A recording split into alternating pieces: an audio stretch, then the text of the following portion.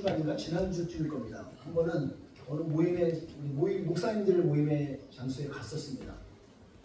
그때 갔을 때 뭐 이런 얘기 하다가 한국에 저 나이가 되면 이제 한국을 이렇게 애국자가 돼요. 그냥 자연스럽게 한국에 대한 이런저런 얘기를 들으면서 아이고 이거 참 걱정되는데 한국이 밑에 이렇게 합니다. 이 말을 한 거예요. 그랬더니 옆에 있던 한 분이 거기서 작은 소리로 읊조리면서 약간 말하는데 그분이 그러는 거예요. 나는 당장 죽겠는데. 거기는 그렇다 치더라도 당장 날 좀 불쌍히 여기고 조크를 하는 거예요. 저한테. 조크하는 것 같지만 뼈 있는 말이죠. 당장 좀 나를 좀 생각해 주세요. 그렇게 이제 그러면서 웃으면서 이제 지나갔던 시간이 있었습니다. 어떻게 보면 우리가 좀 다른 생각하다가 다른 큰 것들을 생각한다고 나름 했었는데 정말 작은 우리 옆에 사람을 챙기지 못할 때가 있을 수 있는 것 같아요. 바로 옆에 사람은 지금 속이 터져서 죽을 판인데 다른 곳에 마음을 두고 있는 경우들이 있지 않을까. 혹시 여러분 옆에 있는 분들이 지금 속이 터져갖고 힘들어하지 않는가 한번 생각해 보셔야 돼요. 내 배우자는 과연 어떤가? 내 자녀는, 내 부모님은 어떨까? 한번 생각해 볼 시간이 있었으면 좋겠습니다. 지난주 설교 가운데 책망 플러스 2가 이루어진 것 같습니다. 책망 플러스에서는 주 핵심 단어가 그거였습니다. 하나님이 주신 기회가 있다는 거예요. 책망에는 플러스가 있는 메시지가 있는데 기회가 주어졌다는 거예요. 아직 기회가 있다는 거죠. 그 이어서 2탕으로 우리 목사님이 이제 아주 명쾌하게 아주 설교를 해주셨어요. 핵심은 뭘까요? 숨어있는 비밀이 있는데 그게 하나님의 사랑이라는 거예요. 맞죠? 하나님의 사랑이에요. 그 기회가 하나님의 사랑이라는 거죠. 오늘 이 말씀 우리가 이어서 같이 말씀 나눠보겠습니다. 오늘 이 말씀 가운데 하나님의 책망까지도 하나님의 사랑으로 우리가 인정하고 받아들일 수 있는 그런 신앙의 성장과 성술이 여러분 가운데 있게 축복합니다. 그렇게 말씀을 받기 바랍니다. 오늘 설교 제목을 제가 이렇게 잡았어요. 하나님의 슬픔과 기쁨 사이. 그럼 여러분들 어떤 생각이 들으세요? 뭔가 의미가 어디에 뭐가 있을 것 같으세요? 슬픔과 기쁨 사이에 뭔가가 있는 거예요. 자, 진짜 우리가 이 진짜 기쁨을 맛보려면요, 제가 인생을 보다 보니까 진짜 기쁨이라는 것도 결국 진짜 바닥같이 쳤던 맨 바닥 같은 그 절망, 슬픔을 경험해 본 사람이 진짜 이 참된 기쁨을 아는 것 같아요. 동의하시나요? 참된 기쁨은 진짜 바닥을 쳐본 사람이 기쁨을 알아요. 내 마누라가, 내 남편이 소중한 건 없어 볼 때 알아요. 인정하시죠? 없을 때 알아요.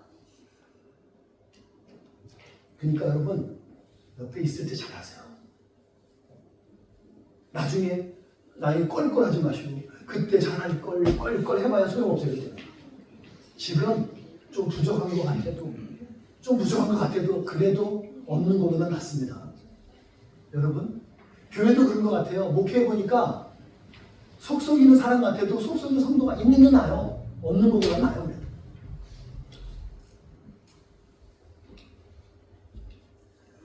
여러분, 설교를 통해서 그 사이에 뭐가 있는지 여러분 들으시기 바랍니다. 결론부터 얘기할게요. 여러분, 슬픔과 기쁨 사이에는 올바른 자랑이 있습니다. 올바른, all right, 보스트죠. 보스트하는 우리가 말 쓰잖아요. 자랑할 때. 올바른 자랑이 있어요. 오늘 그거에 여러분 집중하시면 되겠습니다. 제가 일부러 성경을 찾으면서 성경에 자랑이라는 단어를 찾아봤어요. 그랬더니 성경 전체에 105번이 나왔습니다. 105번 정도의 자랑이라는 단어가 나왔는데 이 중에서 고린도 전서와 후서에 40번이 나와요. 아주 몰려서 나온 겁니다. 왜 그랬을까 생각해 봤습니다. 그랬더니 고린도 교회는 가진 게 많았던 교회예요. 부자 교회였어요. 대형 교회였습니다. 근데 그 가진 것이 많은 교회에 자랑거리가 또 많았던 거예요. 엄청나게 자랑 얼마나 많이 했으면 오늘 그 자랑이 그렇게 많이 나왔을까 싶어요. 우리가 자랑할 때요, 가장 취약하고 범하기 쉬운 실수가 뭐냐면 내가 있는 것 갖고 자랑하는 거예요. 근데 그건 그렇다 치는데 진짜 문제는 상대편이 없는 걸 갖고 자랑하는 거예요. 그게 우리가 상대편에게 아픔이 되고 상처가 되는 경우들이 있어요. 예를 들어 볼게요. 상대편은 지금 배우자를 잃어서 혼자 된 사람인데 그 앞에서 자기 배우자를 자랑하면 그 사람 얼마나 상대적인 박탈감이 있겠어요. 그 사람은 지금 돈이 없는데 돈이 없어서 힘든 사람 앞에서 그까지 그 돈 없는 거 갖고 뭐 그래버리면 그 사람 몸은 절망적인 거예요. 상처가 되는 거죠. 여러분 없는 거 갖고 그 사람에게 말을 해버리면 그 사람 오히려 배운 게 없는 사람한테 학벌 자랑하지 마세요. 눈치껏 자랑하셔야 되는 거잖아요. 근데 상대편이 없는 것 갖고 자랑하는 사람을 보고 우리가 어떤 사람이라면 진짜 치사한 자랑인 거예요. 초절한 자랑인 거예요. 그건요. 초라한 자랑이죠. 그건 멋있지 않아요. 수준이 낮은 자랑입니다. 여러분 그런 자랑하지 마시라고요. 여러분들과 저는요 좀 품격 있게 수준이 높은 좀 격조 있는 높은 자랑을 좀 했으면 좋겠습니다. 여러분 격조 높은 자랑이 뭔지 아세요? 어떻게 하면 되는지 제가 비밀 하나 알려드릴게요. 자랑을 자기 입으로 하는 게 아니에요. 다른 사람에게 나오게 하는 게 고급스러운 거예요. 다른 사람이 알아서 저를 높여주는 거. 여러분 그게 격조 높은 자랑인 거예요. 그걸 잘하시려면 어떻게 하면 되냐면 여러분이 막 성공해서 잘난 체 하지 마시고 다른 사람을 성공시켜주세요. 성공시킨 사람을 여러분이 인정해주면 여러분 그 위에 올라가는 거 자동적으로. 맞죠? 그게 성공시키는 리더십이에요. 우리 교회에. 성공을 시켜주면 그가 나를 인정해줘요. 그러면 나도 같이 더 성공하는 거 아니겠어요? 여러분 그런 격조 높은 품격 있는 자랑이 여러분 가운데 터져나오길 바랍니다. 그런 게 진짜 높은 거예요. 오늘 말씀 가운데서 우리들이 일상적인 삶에서 좀 품격 있는 신앙의 삶들이 좀 나타나길 바라요. 우리 말씀을 같이 접하면서 그런 은혜가 있기를 바랍니다. 오늘 본문 중심으로 보면 슬픔과 기쁨이 있어요. 이 슬픔과 기쁨 중간에는 뭐가 있을까요? 올바른 자랑이 있다는 겁니다. 이걸 여러분 머리에 인지시키시고 올바른 자랑에는 무엇이 있는가를 여러분 오늘 보시면 되는 거예요. 어렵지 않습니다. 단어는 계속 반복될 거니까. 이거 하시면 돼요. 여러분 품격 있고 격조 높은 자랑을 가지고 싶으시면 이거가 먼저 있으셔야 돼요. 여러분 중에 딱 이걸 보시면 그럴 거예요. 목사님, 좀 뭐가 좀 주제하고 안 맞는 거 아닙니까? 왜 갑자기 왜 슬퍼할 수 있는 영성이 왜 필요한 거죠? 왜 그럴까요? 우리가 7장을 이후에 8장과 9장을 우리가 지금 점프업을 하면서 지금 9장을 오늘 봤는데 8장과 9장에 나오는 내용들이 여러분 주제가 뭔지 아세요? judgment, 심판이에요. 심판. 이거 계속 읽으면 우울해요. 사람이. 그렇지 않고 날씨가 우중충해하고 막 아프고 막 그런데 죄를 범했으므로 심판을 받고 벌을 받을 거라는 거예요. 그게 계속 내용인 거예요. 주제가. 왜? 근데 그 상황에서 오늘 본문에 와서 예레미야 선지자가 오늘 이 말을 하는지를 잘 보셔야 돼요. 왜 그렇게 말을 했는지. 죄가 만연해서 심판을 받아서 이들이 고통 가운데 있는데 이들에게 심각한 문제가 뭐냐면 이스라엘 백성 가운데 심각한 게 자기들이 얼마나 심각한 상황인지를 모르는 거예요. 자기가 어떤 상황인지 몰라요. 그래서 슬퍼할 줄을 몰라요. 슬퍼할 줄 모르니까 눈물도 없죠. 지금은 눈물 펑펑펑 흘리면서 지금 슬퍼해도 시원찮은 판인데 그걸 다 망각하고 사는 거예요. 뭐에 취해 있는지 그렇게 살아가고 있어요. 어느 정도냐고요? 눈물을 흘려야 될 텐데 눈물도 안 흘려요. 예를 들어 볼게요. 어느 장례식장에 갔는데 장례식장 오늘 여러분들 경험한 게 있어요. 장례식장 가면 훈훈하고 막 여러 가지 막 마음이 있는데 어떤 때 가면 좀 싸늘한 장례식장들이 있을 때가 있어요. 몇 군데가 있습니다. 그럴 때 나중에 얘기 들어보면 부모님이 갑자기 돌아가셨는데 자녀들이 유산 상속 갖고 싸우고 있는 거예요. 아주 차가운 마음들이 막 오가고 있는 거죠. 그런 장례식장 가면 여러분 별로 따뜻하지 않아요. 거기선 지금 부모가 아파서 자기 낳아주고 길러준 그 부모가 지금 죽어서 슬픈 판인데 그 앞에서 돈 가지고 계산하고 생각하고 있으면 그게 온전하겠냐고. 이스라엘 백성과 정확한 일치는 아니지만 이스라엘 백성들이 다른 생각 빠지느라고 진짜 슬퍼야 될 것을 슬퍼하지 못하고 있는 거야. 오죽했으면 예레미야 선지자가 그래요. 야 너네 울음 전문꾼을 불러서 울음이라도 해. 그 분위기라도 만들어봐. 그거라도 좀 해라. 나라가 어렵고 가정이 어렵고 교회가 어려운데 나는 좋고 너는 슬퍼라 하고 있으면 이건 안쓰러워요. 그래서 선지자가 얘기합니다. 야, 너가 우는 법 좀 배워. 아니, 너 딸에게 우는 법 좀 가르쳐줘. 그렇게 얘기합니다. 본문에. 너무 울지 않으니까. 너무 슬픈데, 너무 위기 상황인데, 땅을 치고 울어서 지금 회개도 시원찮을 판에 그런 이들에게 우리 얘기하는 거예요. 저는 한국에 있는 뉴스 가운데 하나 보게 되면 큐브 축제가 있어요. 지금 뉴질랜드도 저는 그 뉴질랜드의 이 동성애법 그 반대하느라고 제가 한 4번인가 5번인가를 국회를 내려갔었습니다.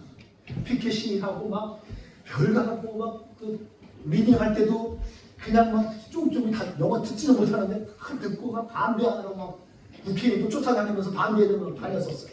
결국 통과됐죠. 큐브 축제를 하고 있어요. 근데 이제 한국까지 막 이제 그렇게 하고 있어요.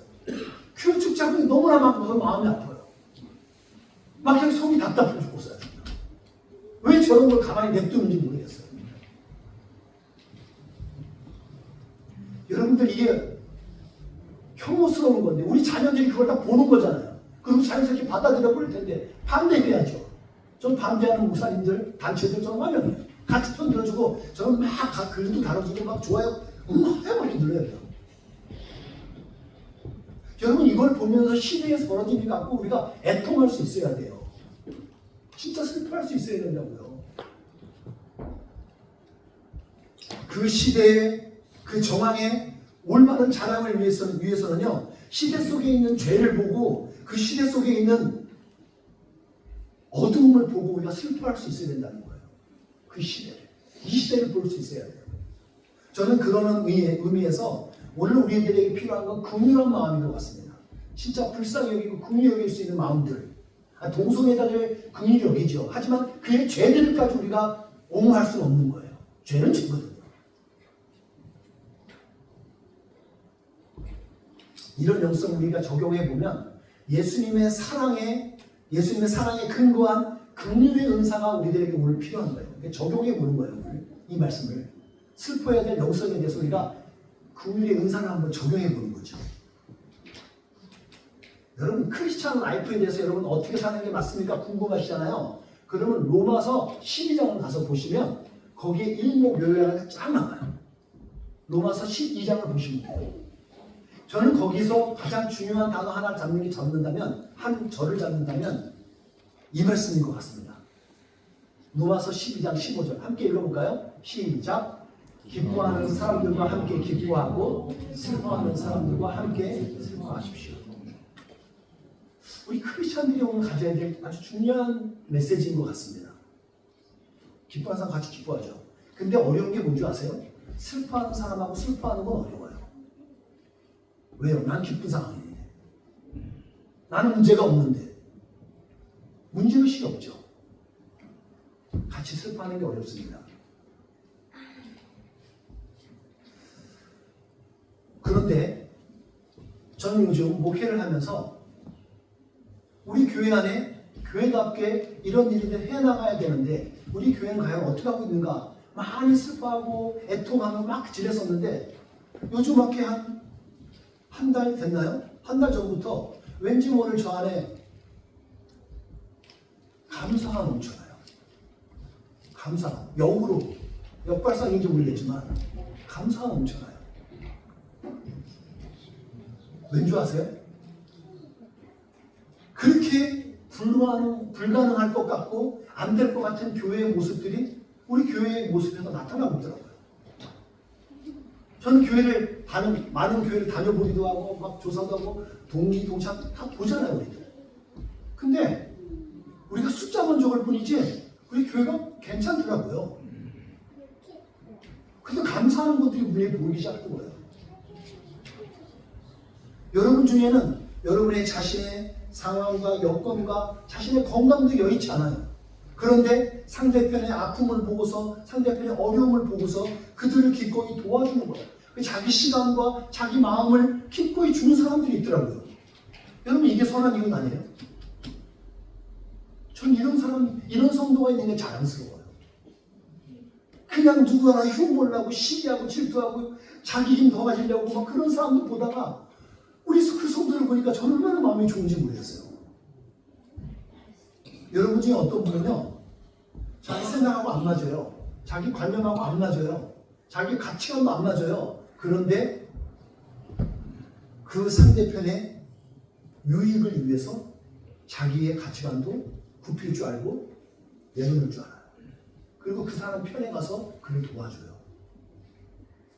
여러분, 그게 선한 일 아니에요? 그럴 수 있어야 되는 거잖아요. 여러분 중에 그런 분이 있어요. 그러다가 그리고 형편이 어려운 것 같아도 자기 재정까지도 돈까지도 같이 나눠줄 수 있는 사람이 있다고요. 어떤 지체는 이 사회의 정치에 대해서 진짜 의의 분노, 애통하는 마음, 진짜 막 의의 분노함이 있어요. 그래서 울어주기도 하고 기도하는 분들이 있단 말이에요. 여러분, 그게 우리가 할 거라고요. 근데 여러분이 하고 있더라고요. 기도하는 사람들이 있더라고요. 여러분, 교회에 문제가 생기게 되면 어떤 문제가 생기게 되냐면 연약한 부분이 있고 좀 부족한 부분이 있으면 교회가 문제 생기게 되면 그걸 지적하는 사람들이 많아요. 여러분, 그 안에 은혜가 없어요. 근데 교회가 은혜가 있으면 그 연약한 부분이 있고 부족한 부분이 보면 자기 자신이 가서 채우는 거예요. 그게 선한 이유시고 그게 하나님과 올바른 기뻐하시는 부분들이에요. 저는 우리 교회에서 봐요, 이제. 여러분, 연약한 사람의 부족한 부분을 메꿔주고 덮어주는 것, 그게 은혜겠죠. 또 어떤 사람은 자기 삶의 영역이 바쁘죠. 여러분들 지금 살면서 모기지 값이 올라가고 지금 막 살기 어려운 분들 있죠. 지금 일도 잘 안 돼갖고 어렵죠. 자기도 힘든데 가서 일 열심히 하고 밤까지 일하고 나는데 그 다음날 누군가를 도와주기 위해서 나오는 사람이 있어요, 우리 교회에. 밤새까지 일하고 나서 아침에 와갖고 교회에 와서 어려운 지금 봉사활동을 또 해주는 사람도 있단 말이에요. 그래서 자기보다 연약한 사람들을 도와주기 위해서 자기의 시간을, 자기가 가질 수 있는 쉼의 권리를 포기하고 나와서 도와주는 사람이 있더라고요. 그게 우리 교회에 있어요. 여러분, 그런 사람이 선한 이유는 아니겠어요? 저는 이 말씀을 준비하고 있는데 컨펌이나 해주시지, 컨펌을 해주는 것처럼 우리 주위에 살던 제 어떤 이웃에 있는 목사님 한 분이 그렇게 연락 안 하시던 분이 한 분이 연락을 하는데 목요일 날에 그게. 목요일 날 연락이 오는데 카톡이 몇 번 왔다가 자꾸 안 돼요, 연결이. 그러다가 저녁에 가까스 연결이 됐는데 그 목사님이 그러는 거예요. 목사님, 내가 지금 딴 데 이사 가고 나니까 우리 목사님이 내 선한 이웃이네요. 그리고 우리 선한 이웃이 옛날에 또 우리 좀 이렇게 만났던 적이 있거든요. 교회 식구들하고도. 그랬는데 우리 선한 이웃이 진짜 선한 이웃이네. 그렇게 말씀해 주시는 거예요. 이야, 재미있는 사실 하나. 그 목요일 날 제가 거리 찬양을 나갔는데, 여러분, 제가 거리 찬양 나가갖고 가장 많은 돈을 받았어요. 돈을 넣어놨는데 가장 많은 돈이 들어갔어요. 얼마인지 궁금하시면 나중에 재정부에게 물어보세요. 다 헌금했거든요. 그냥 하나님이 기쁘게 하면서 축복해주니 너무 기뻤습니다. 모든 게 일사천리로 다 되는 거죠. 그리고 감사가 넘치는 거예요. 우리 성도들에게 없는 게 보이는 게 아니라 있는 게 보이는 거야. 하는 게. 여러분을 자랑하는 사람들이 다른 사람 입에서 나오고 있다는 말이에요. 저한테. 들려요, 여러분? 여러분이 어떻게 사시는지는 저에게 들려진다고요. 물론 여러분도 고창범 목사에 대해서 다른 사람 듣겠죠. 제발 좋은 소리만 들어주세요.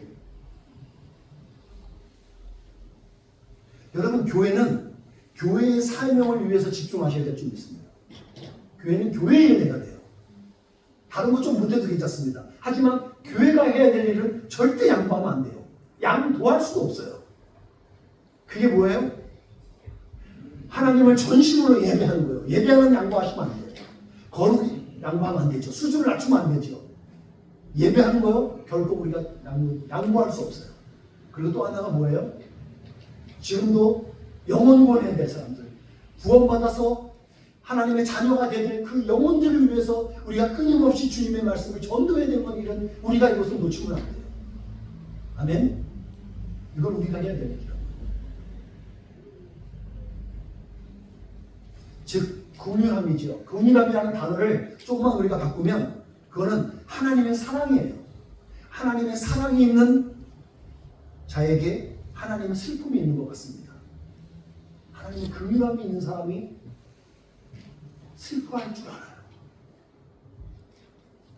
마태복음 5장에 가시면 팔복이라는 것이 있습니다. 8가지 복 중에서 얘기하다가 5번째가 나오는 게 긍휼함입니다. 긍휼히 여길 줄 아는 사람이 긍휼함을 여김을 받는다는 거예요. 여러분 기억하십시오. 우리가 긍휼히 여길 줄 알 때 긍휼함을 받을 수 있어요. 이거는 진리와 같습니다. 여러분, 이런 슬퍼할 수 있는 영성이 우리 가운데 있을 때 이 베이스를 두고서 진짜 자랑을 할 수 있게 되는 거예요. 진짜 자랑을 할 수 있게 돼요. 그 두 번째 자랑이 뭐냐면, 해야 될 게 뭐냐면 하나님을 기쁘시게 하는 자랑이 있어야 됩니다. 그래야 올바른 자랑이에요. 앞에 것이 없고 이 두 가지가 없으면서 진짜 자랑은 나올 수가 없습니다. 자랑이라는 단어를 성경에 또다시 연구해 봤는데 이 자랑이라는 단어의 어근을 찾아봤어요. 그 말의 씨앗을 찾는 거예요. 찾아 들어갔더니 뭐라고요? 한날. 여러분 이거 한날 들으면 잘못 들으신 분들은 지금 한국에서 한날 푸드만 나와서 그거하고 혼돈 어느 정도 관련이 있습니다만은 모슬림권에서 한날이라는 음식을 얘기하는 거예요. 근데 그 한날이 같은 말에서는 보면 한날이 그 동사로 말하면 여러분 할렐루야라는 말이 여기서 나온다는 단어예요. 여호와를 찬양하여라 라는 때 할렐루야라는 쓰잖아요. 한날이 원 단어예요. 그러니까는 성경에서 한날 하면 하나님을 찬양하다는 단어인데 이 단어를 가지고서 오늘 자랑한다는 단어도 이 한날이라는 단어를 쓴단 말이에요. 한날. 할렐루야 할 때. 자랑한다는 거예요. 그러니까 하나님을 찬양한다는 것은 하나님을 자랑하는 거예요. 우리가 하나님을 높여들 때 하나님을 자랑하는 이런 하나님이야. 이 전능한 하나님이야. 전지한 하나님이야. 그걸 우리가 찬양하는 거예요. 근데 이 당시 이스라엘 백성이 죄로 인해서 심판을 받고 벌을 받았는데 심판날에 아무 소용없을 자랑을 하고 있는 거예요. 그러니까 예레미야는 하나님은 예레미야 선지자를 통해서 말하고 있는 거예요. 야, 너네가 하는 거는 자랑할 게 아닌 거야. 아무 소용없어. 어떤 자랑했는데요? 이런 자랑을 했습니다. 오늘 여러분 본문 읽었었죠? 여호와께서 이렇게 말씀하셨어요. 뭐요? 지혜 있는 사람은 지혜를 자랑하지 말라는 거예요. 권력 있다고 힘 있다고 자랑하지 말라는 거예요. 너가 부유하다고 돈 많다고 그거 자랑하지 말라는 거예요. 왠지 아세요 여러분? 죽으면 아무 의미가 없어요. 여러분 지금 당장 돌아가신 분한테 찾아가셔갖고 한번 물어보세요. 이 세 가지 갖고 잡고 계십니까? 그 세 가지 중에 뭐 하나 잡고 돌아가신 분, 그분은 결코 그 죽음이 행복하지 않을 거예요. 안 죽으려고 하면 바로 가서 거야.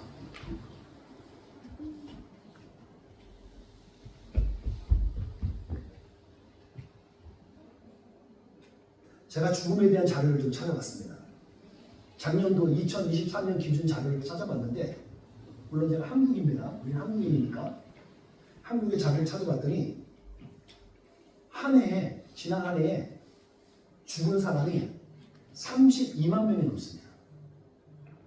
한 해에 사람이 죽는데 32만 명이 죽는 거예요. 놀라지 않는군요. 그럼 우리 뉴질랜드는 몇 명이 죽을까요? 한번 찾아보면 이제 안 찾아봤습니다. 아마 여기에 인구 비율로 보니까 10% 정도 저기를 우리가 퍼센테이지로 한다면은 아마 3만 명은 넘게 죽겠죠. 3만 명은 좋게 넘게 죽을 거예요. 우리 뉴질랜드도 3만 2천만 보자 그래도 많이 죽을 거예요. 근데 그 중에 한국 데이터 보니까 3만 8,800명 이상이 스스로 죽었어요. 자살이죠. 그 얘기는 뭐예요? 그 다음 나머지 사람들은 한 29만 명은 자기가 그날 죽을 거를 알지 못하거나 죽은 사람이에요. 죽을 걸 자살하는 사람은 자기가 죽으니까 다 계획되고 죽었죠. 근데 다른 사람들은 그렇지 않아요. 그 죽음을 전혀 준비하지 못했어요. 그러다가 죽음을 맞이하는 거예요.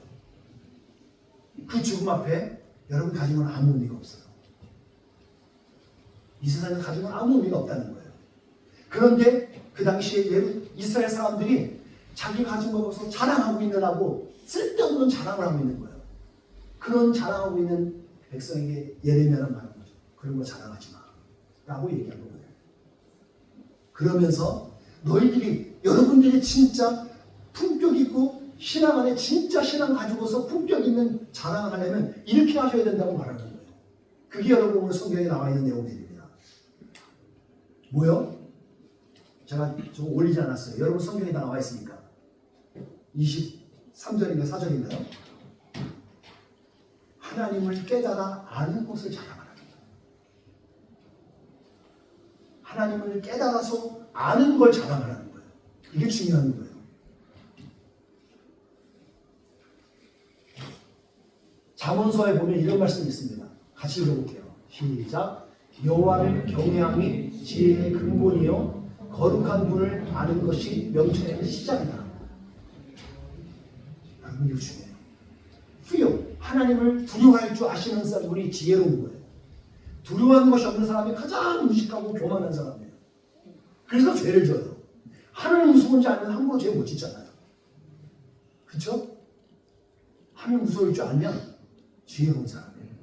그리고 거룩하신 하나님을 아는 것이 명철이에요. 명철하며. 명철하는 단어를 understanding으로 여러분 이해하시면 더 쉬워요. wisdom하고 understanding은 약간 의미가 다릅니다. 잘 이해할 수 있어요. 명철이 그거예요. 바울은 자기 스스로 얘기했습니다. 나는 나의 약함을 자랑한다 그래요. 왜? 하나님을 만났거든요. 하나님을 만난 사람은 자기 약함을 알아요. 그래서 겸손해진다고요. 하나님을 모르는 사람은 교만합니다. 모르니까 그래요. 그건 우리가 긍휼히 여겨줘요. 하나님은 처음과 나중이 되시는 전능하신 하나님이 좀 있습니다. 그 하나님을 아는 것이 여러분 깨달아 아는 것이 그것이 우리의 잘할 거예요. 나는 그 하나님 알아. 그걸 자랑하시라고요. 두 번째가 하나님의 자비하심과 공평 그리고 공의로 그걸 자랑하라고요. 하나님이 자비, merciful 하신 분이에요. mercy 하시는 하나님. 그리고 justice 하시고 righteousness 하시는 그 하나님을 자랑하는 거예요. 여러분 우리가 믿는 하나님은요. 우리가 말도 안 되는 것 같고 우기면서 하나님께 자랑하고 있는 걸 하나님 아시면서도 불구하고 우리를 덮어줘요. 이해해줘요.